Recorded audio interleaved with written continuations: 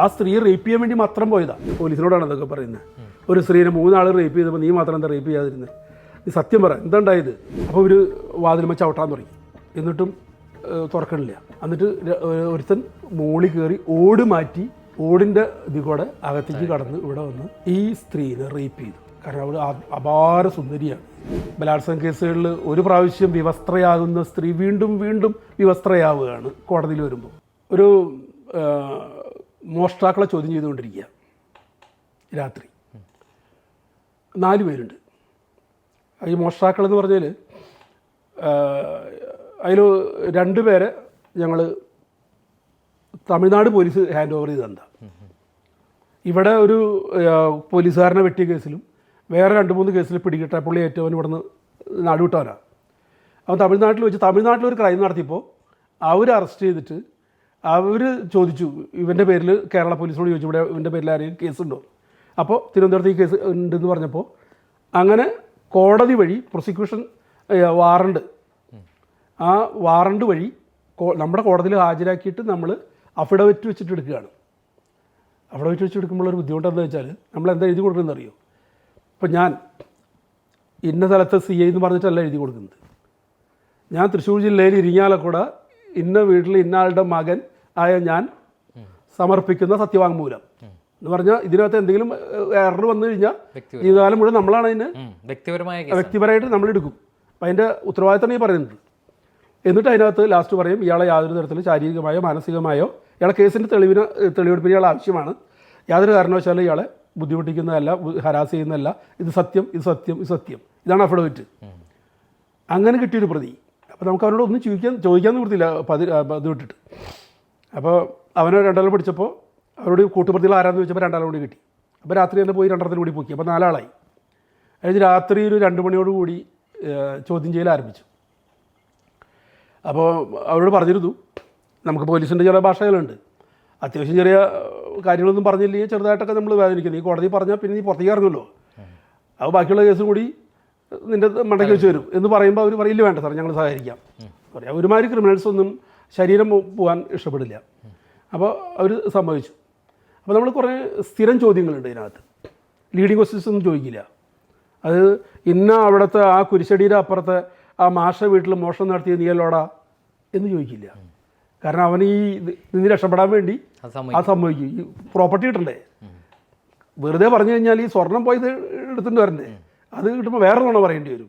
അപ്പം അതുകൊണ്ട് ഒരിക്കലും നീ പറ, നീ എവിടെയൊക്കെ ചെയ്തിട്ടുണ്ട്, ഈ ഏരിയയിൽ ഏതൊക്കെ ചെയ്തിട്ടുണ്ട് പറഞ്ഞാൽ മതി, നീ ആലോചിച്ച് പറഞ്ഞാൽ മതി, സമയമെടുത്ത് പറഞ്ഞാൽ മതി. ഇതൊക്കെ പറയുമ്പോൾ കുറേയൊക്കെ പറയും.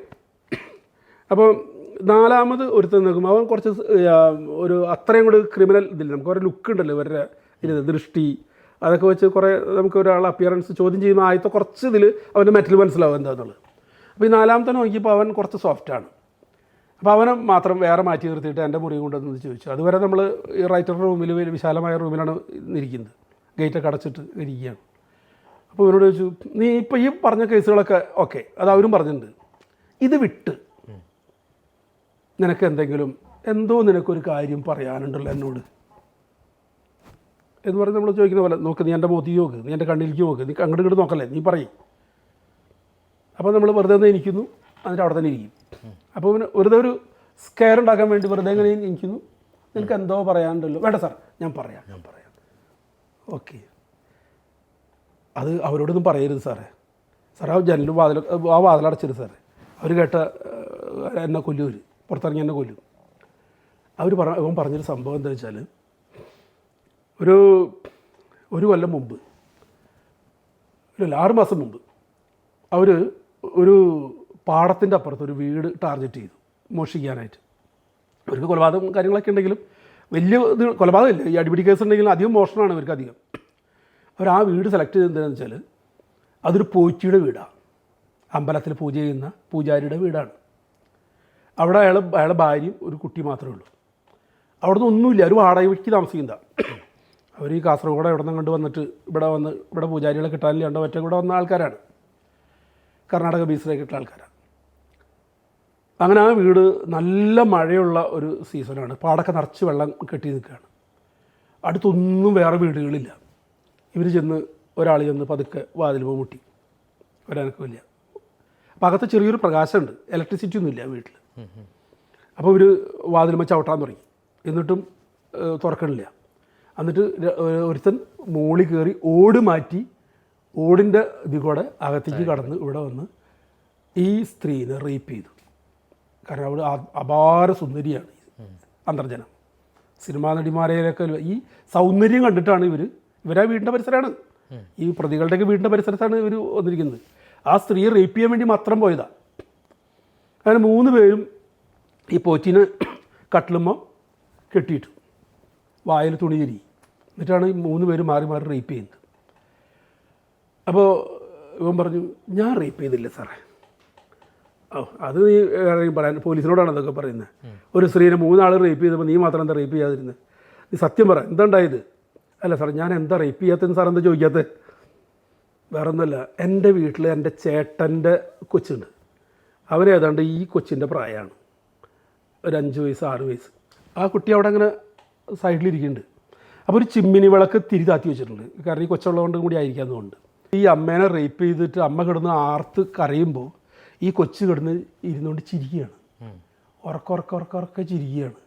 കാരണം അവനൊരു ഭിന്നശേഷിക്കാരനാണ്, നമ്മൾ പണ്ടത്തെ ഭാഷ പറഞ്ഞ മന്ദബുദ്ധിയാണ്, ബുദ്ധി ഉറക്കാത്തൊരു കുട്ടിയാണ്.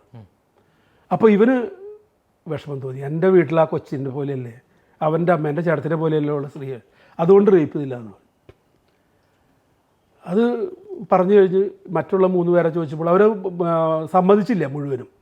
നമുക്ക് കോടതിയിൽ നിന്ന് എടുക്കണ കാരണം ഒരു പരിധി വിട്ടുകാർ തല്ലില്ലെന്ന് അവർക്കറിയാം. പക്ഷെ അവർ പോയി എന്ന് സംഭവിച്ചു, അവിടുത്തെ കാര്യമായിട്ടൊന്നും കിട്ടിയില്ല എന്ന് മാത്രമേ പറഞ്ഞുള്ളൂ. കഴിഞ്ഞിട്ട് പിറ്റേ ദിവസം നേരം വെളുത്ത് അതിനത് അവിടെ ചെന്നു, ഒന്നും അറിയാത്ത പോലെ അവിടെ ചെന്ന് അന്വേഷിച്ചു. എന്തെങ്കിലും ഒരു ക്രൈം അന്വേഷിക്കുന്നതല്ല, സാധാരണ രീതിയിൽ അന്വേഷിച്ചപ്പോൾ അത്രയും കാര്യങ്ങൾ ശരിയാണ്. എന്ന് വെച്ചാൽ പോയിട്ട് താമസിച്ചിരുന്നു, കുടുംബമായിട്ട് താമസിച്ചിരുന്നു. ഒരു സുപ്രഭാതത്തിൽ ഇവരെ കണ്ടിട്ടില്ല. പിന്നെ അവരെവിടെ പോയിന്ന് ആർക്കും അറിയില്ല, ഇപ്പോഴും അറിയില്ല. അപ്പോൾ ഇതൊരു ക്രൈം എടുക്കണം എന്ന് തുടങ്ങി ഇവൻ്റെ മൊഴി വെച്ചിട്ട് അവർക്കെതിരായിട്ട് കേസെടുക്കാൻ പറ്റില്ല. പരാതി വേണ്ടേ? അമ്പല കമ്മിറ്റിക്കാരാണ് ഇത് ഏൽപ്പിച്ചു കൊടുത്തിരിക്കുന്നത്. അവിടെയും കൃത്യമായിട്ട് അഡ്രസ്സൊന്നുമില്ല അവരുടെ, ജസ്റ്റ് വന്നിട്ടുള്ളൂ അവരവിടെ വന്നിട്ട്. അങ്ങനെ അപ്പോഴേക്കും എനിക്ക് ഡൽഹിയിലൊരു കോഴ്സിന് ഒരു ഇത് വന്നു, ഒരു കൊസോവയിൽ പോകാൻ വേണ്ടിയിട്ട് UN പീസ് കീപ്പിംഗ് ഫോഴ്സിലേക്ക് സെലക്ഷൻ കിട്ടി. ഞാൻ ഒരാഴ്ച കഴിഞ്ഞപ്പോൾ അങ്ങ് പോയി. അപ്പോൾ ഞാൻ SPOD ഒന്ന് കാര്യം പറഞ്ഞു, സാർ ഇങ്ങനൊരു സംഭവം ഉണ്ട്, അതിന് അന്വേഷണം നല്ല രീതിയിൽ തുടരണം, ഇവരെവിടെന്നെങ്കിലും ലൊക്കേറ്റ് ചെയ്യണം. അവർ ജീവിച്ചിരിക്കുന്നുണ്ടോ എന്ന് അറിയില്ല, അവരെവിടെയെങ്കിലും പോയി കൂട്ടാത്മഹത്യ നടത്തിയിട്ടുണ്ടോ എന്ന് അറിയില്ല, അവരെന്തായാലും ട്രയൽ ഫേസ് ചെയ്യാൻ അവർ തയ്യാറല്ല, അതുകൊണ്ടുള്ള അവർ പോകുന്നത്, അല്ലെങ്കിൽ ഒരു പരാതിയായിട്ട് കൊണ്ടുവരേണ്ടതല്ലേ. പക്ഷേ അത് എന്നോട് SP എന്ന് പറഞ്ഞതെന്താ വെച്ചാൽ, സാധാരണ നിലയ്ക്ക് ഇനി അവരെ അന്വേഷിച്ച് കണ്ടുപിടിച്ച് വന്നു കഴിഞ്ഞാലും അവരിനി ഇവർക്കെതിരായിട്ടൊക്കെ സാക്ഷി പറയാൻ കോടതിയിൽ വരുമോ? സാധാരണ നമ്മുടെ ഒരു ജുഡീഷ്യറിയുടെ ഏറ്റവും വലിയൊരു കുഴപ്പമാണത്. ബലാത്സംഗ കേസുകളിൽ ഒരു പ്രാവശ്യം വിവസ്ത്രയാകുന്ന സ്ത്രീ വീണ്ടും വീണ്ടും വിവസ്ത്രയാവുകയാണ് കോടതിയിൽ വരുമ്പോൾ. പ്രതിഭാഗം സംഭവം ഇൻ ക്യാമറ ട്രയലാണ് എന്ന് പറഞ്ഞു കഴിഞ്ഞാൽ ഒരു ജഡ്ജും ആ വക്കീലന്മാരും ആ കോടതി സ്റ്റാഫും സാക്ഷി പറഞ്ഞ ആൾ മാത്രമേ കോടതിയിലുണ്ടാവുള്ളൂ ഈ ബലാത്സംഗം ചെയ്യും. അതിനാണ് ഇൻ ക്യാമറ ട്രയൽ എന്ന് പറയുക, ഓപ്പൺ കോടതിയല്ല. എന്നാലും പ്രതിഭാഗം വക്കീലിൻ്റെ ചോദ്യങ്ങളുണ്ടല്ലോ, അവിടെ പിടിച്ചിട്ട് പിന്നെ എവിടെ പിടിച്ച് പിന്നെന്താ അയാൾ ചെയ്ത് എന്ന് ഇവരെ കൊണ്ടിങ്ങനെ ആ ഓപ്പണായിട്ട് ഒരു പുരുഷതുള്ള ഒരു സ്ഥലത്ത് ഒരു സ്ത്രീ വന്നിട്ട് വീണ്ടും പറയുന്നത് അവൾ വീണ്ടും വീണ്ടും വിവസ്ത്രയാകപ്പെടുകയാണ്.